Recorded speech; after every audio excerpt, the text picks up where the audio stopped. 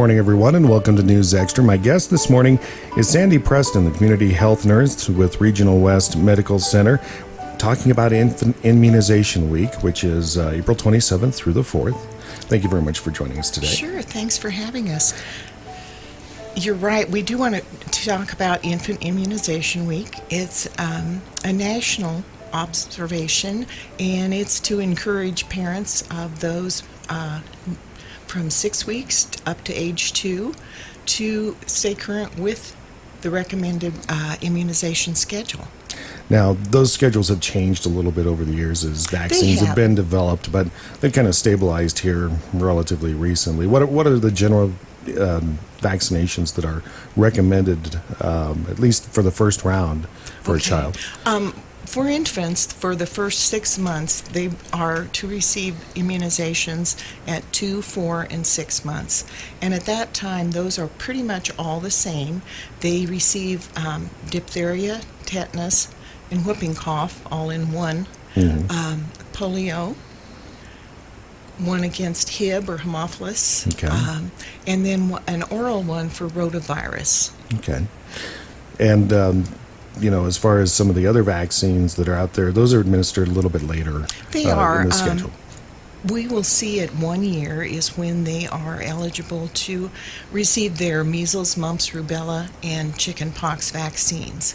So by the age of 2, they are protected against 14 serious diseases. Okay. And it used to be, in quite a ways past, that you wouldn't necessarily start the vaccination regimen until 1 year old or right around that time, but now we're recommending these for infants. Why is it so important for having these in place as early as 2 months old?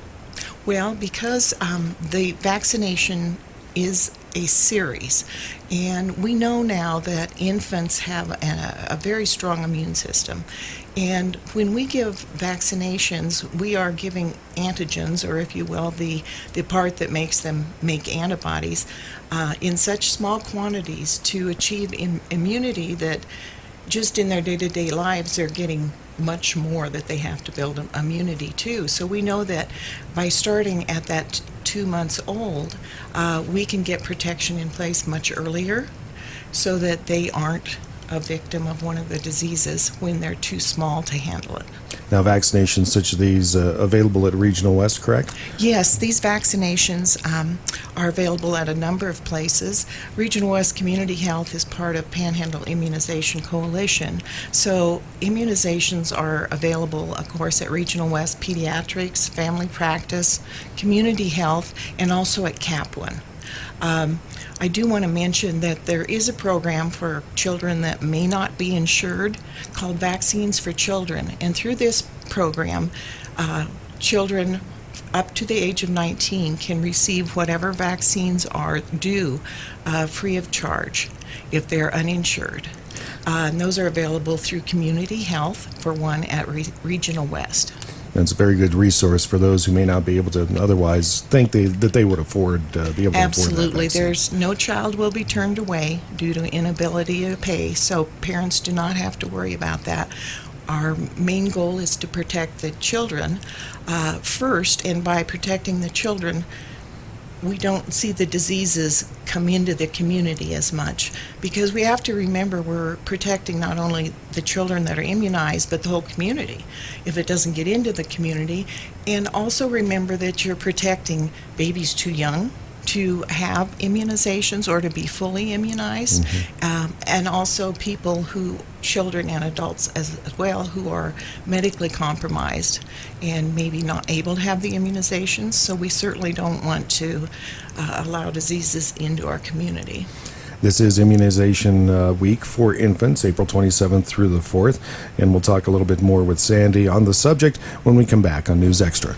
And we're back on News Extra. My guest this morning, Sandy Preston, community health nurse with Regional West Medical Center. We're talking about immunizations, this being Infant Immunization Week through the 4th of May. Again, thank you very much for joining us this morning. Thank you. There has been in the news a resurgence of a number of illnesses that generally had been beaten down, beaten back, and now we're starting to see some resurgence happening. Measles, whooping cough being two of the ones that are out there. Kind of explain how these immunizations will help combat that, and hopefully help get us back to the point where these illnesses are a little bit more rare like they used to be. Absolutely. Of course, we know in the last few years there have been some parents who have developed some fears, some hesitancy toward vaccinating their children. We need to remember to be very careful about where your information is coming from. Make sure that it's credible. We know that at one time measles was considered eradicated in the U.S. And due to the fact that some children are not immunized, we are seeing that same resurgence, as you mentioned. Hundreds of cases this past spring. What we need to remember is those diseases are not gone. We just have had such a robust vaccination program that, again, they are not present because people are immune to them by vaccination. Children in particular. We see whooping cough, which can be fatal, especially to infants. Those babies aren't fully immunized until they are about a year and a half to 2 years old. Measles, too, it's not just a simple case of measles.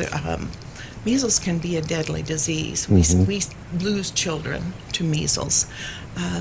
So people need to remember that how important immunization is.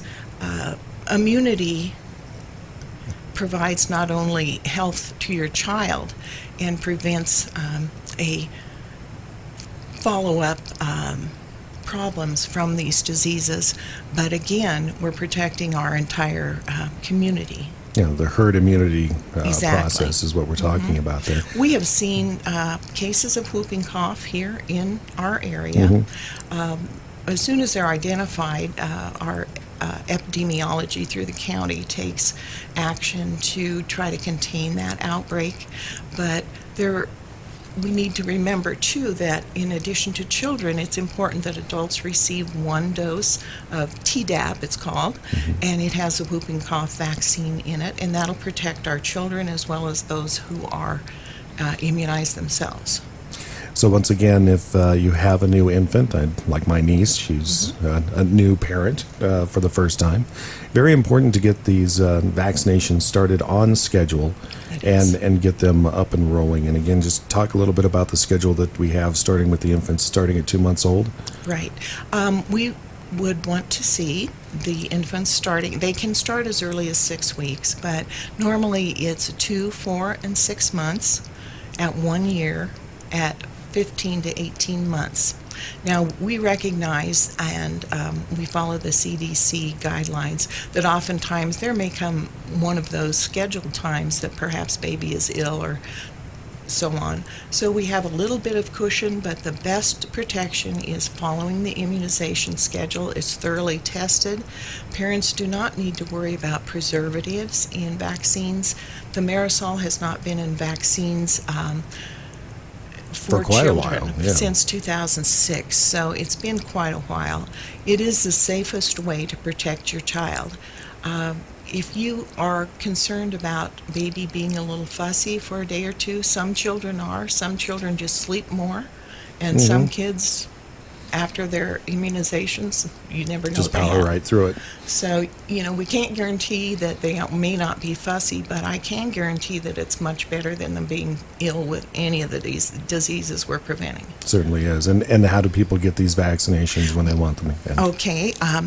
Again, they are available at Regional West Pediatrics, Family Practice, and of course at our Community Health, as well as Kaplan.